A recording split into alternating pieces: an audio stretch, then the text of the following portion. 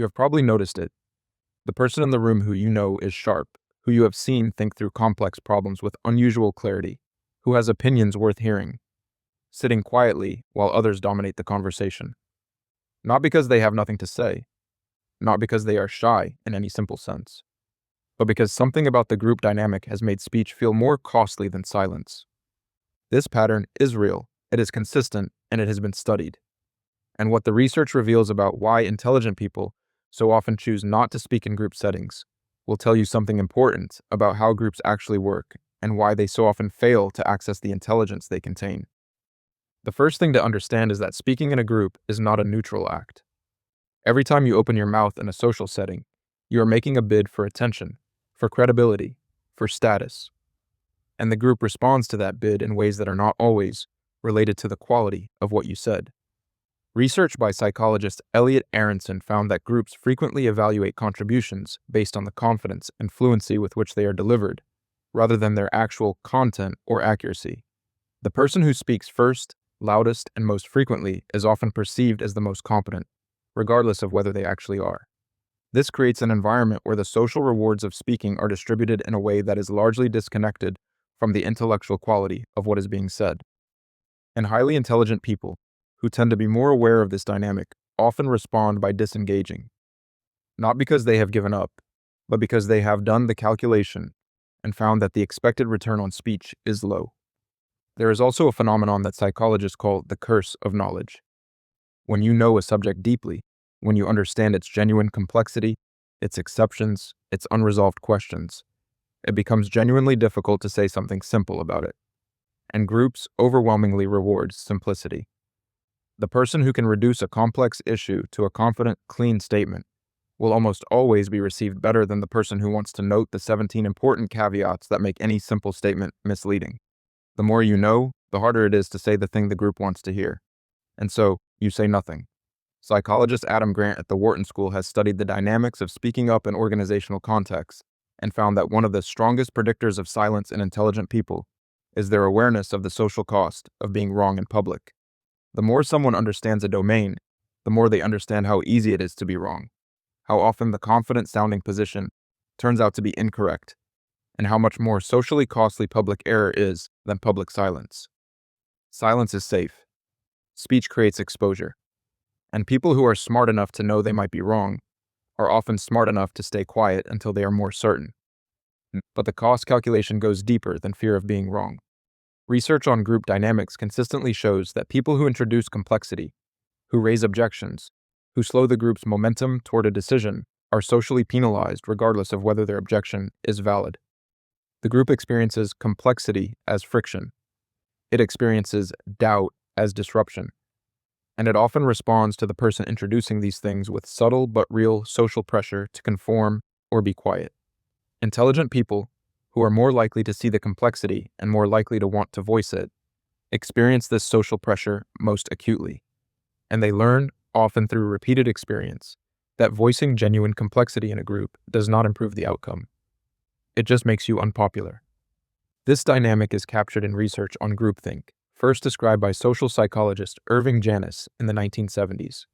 Janis studied how intelligent, well-informed groups managed to make catastrophically bad decisions, and found that the answer was almost always the same. The group's desire for harmony and consensus overrode its members' willingness to voice dissent. The most intellectually rigorous members of the group, the ones most capable of identifying the flaws in the emerging consensus, went quiet. Not because they were overruled, but because the social cost of speaking up felt higher than the cost of letting the bad decision proceed. There is also a more fundamental cognitive dimension. Highly intelligent people tend to process information more deeply and more slowly than average. They are more likely to consider multiple perspectives simultaneously, to hold contradictory ideas in tension, to resist premature closure on a question. Groups, however, operate on a very different timeline. Groups have social momentum. They move toward decisions. They reward people who keep things moving and penalize people who slow things down. The cognitive style that produces the most accurate thinking is often precisely the cognitive style that is least compatible with group dynamics. Research by psychologist Francesca Gino at Harvard Business School found that people who engage in more deliberate, careful thinking are significantly less likely to speak up in group settings, not because they have less to contribute, but because the group's pace and social dynamics are misaligned with the pace at which careful thinking operates. The group has moved on before the careful thinker has finished thinking. There is one more dimension that rarely gets named directly: the awareness of one's own ignorance.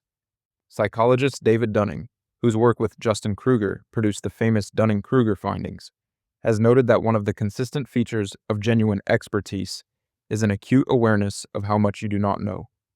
People who know a great deal about a topic tend to be keenly aware of the limits of their knowledge, the uncertainties in the field, the questions that remain genuinely open. This awareness makes confident public pronouncements feel inappropriate, even dishonest. While others in the group speak with confidence about things they only partially understand, the person who understands most deeply feels the weight of everything they are unsure about, and so they say less. What this all adds up to is a picture of the intelligent person in a group as someone facing a set of social incentives that are almost perfectly calibrated to discourage their participation. They know enough to see the complexity. They are honest enough to feel the weight of uncertainty. They are socially aware enough to have learned that introducing complexity and doubt is rarely rewarded. And they process information carefully enough that the group's momentum has usually moved past the point where their contribution would land before they are ready to make it. The tragedy of this is not just personal. Groups that silence their most thoughtful members do not just lose the benefit of those members' intelligence. They lose the corrective function that careful thinking provides. They become more confident and less accurate. They converge on simpler answers faster. They mistake consensus for correctness.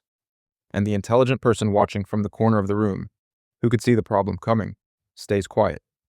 Because they have learned, through experience, that the group was not really asking for their input, it was asking for their agreement. Understanding this does not immediately fix anything.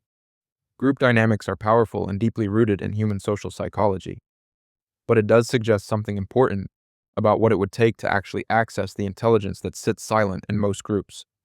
Not louder invitations to speak, but a genuine restructuring of the social incentives around speech.